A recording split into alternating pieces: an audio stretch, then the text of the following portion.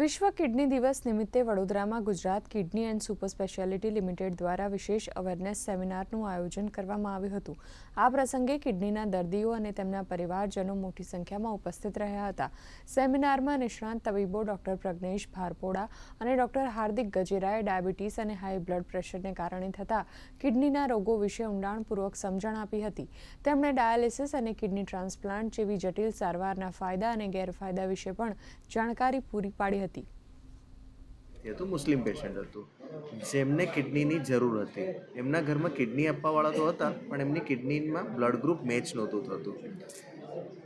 એટલે હિન્દુ છોકરાના ફાધરે મુસ્લિમ છોકરીને કિડની આપી જે પેશન્ટ હતું, અને મુસ્લિમ છોકરીના મધરે હિન્દુ છોકરાને કિડની આપી જે પેશન્ટ હતું.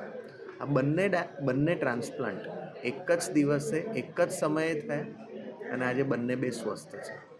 મેસેજ એટલો જ છે કે દરેકે કિડની આપવા માટે આગળ આવવું જોઈએ.